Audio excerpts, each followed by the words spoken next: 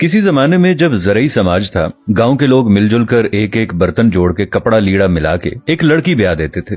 हर एक फर्द की तरफ से जो भी कुछ दिया जाता था वो बेटी या बेटे वाले की तरफ से बाजी होती थी, जिसका मतलब था कि आज हम दे रहे हैं, कल ये हमारे बेटे या बेटी की शादी पे हमें मिलेगी। ये एक तरह की कमेटी होती थी। इसके बावजूद कि शादी बाकायदा मनसूबाबंदी के साथ की जाती है, शादी का खाना देना या मेहमानों को दावत खिलाना भी एक समझ में आने वाली बात है। दूसरी तरफ मर्ग है जो कभी पूछ के नहीं आती। आने वाले मेहमानों की तादाद भी मुतय्यन नहीं होती, दिन भी मखसूस नहीं होते। बाज़ औक़ात तो 40-40 दिन तक सोग चलता है और खाने में हम बकरों और मुर्गों का मुतालबा करते हैं। लेकिन सवाल है कि क्या हम पैदा ही खाने के लिए हुए हैं? क्या हम मर्ग पे भी खाने के लिए जाते हैं? इसे तो एक तरफ रखिए, और कहते हैं ना कि दुख अपना अगर हमको बताना नहीं आता, तुमको भी तो अंदाजा लगाना नहीं आता।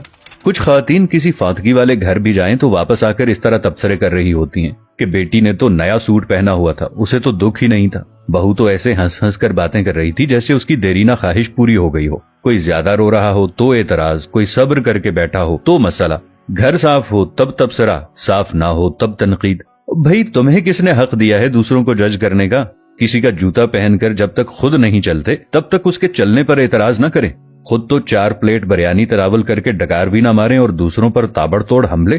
खुदारा रहम करें, कम अज कम सोग में शामिल नहीं हो सकती तो बिला वजह उनकी इज्जत भी ना उछालें। ये वक्त सब पर हर घर में आता है और आना है।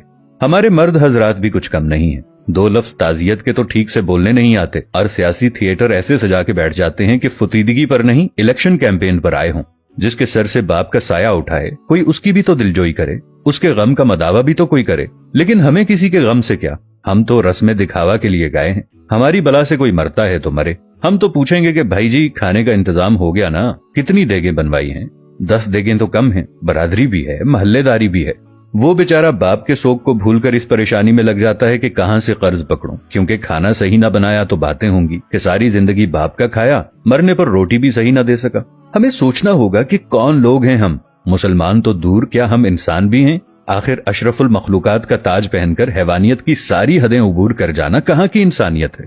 मैंने मैयत के घर में ऐसी आवाजें भी सुनी हैं जो देग पर बांटने में लगा हुआ होता है। उसे कहा जाता है कि जरा प्लेट में 4 बोटियां ज्यादा डाल देना, वो दामाद भी आया है, उसे भी खाना देना है। वो बेटी जो माँ या बाप की मैयत पर रो रो कर हलकान हो रही थी, जैसे ही जनाजा उठता है तो वो सारा गम पसे पुश्त डालकर खाना तकसीम करने में लग जाती है कि ससुराल वाले भी आए हैं, उन्हें खाना न मिला तो सारी जिंदगी बातें सुनने को मिलेंगी कि तेरे बाप की मैयत पर तो हमें खाना भी नहीं पूछा किसी ने।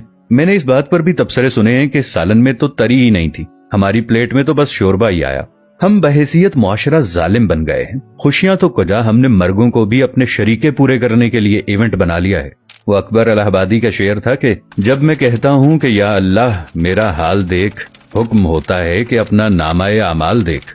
कुछ सवाल आपके ज़मीर के दरवाजे पर छोड़ रहा हूँ। क्या हम फुतीदगी के खाने का बाइकआउट नहीं कर सकते? क्या हम भूख लगने पर बाजार से खाना नहीं खा सकते या अपने घर पर जाकर नहीं खा सकते?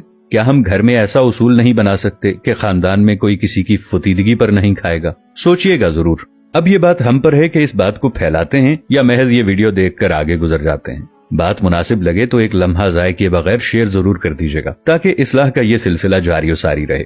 जज़ाकल्लाह। मिलेंगे नई वीडियो के साथ, तब तक के लिए अल्लाह निगहबान।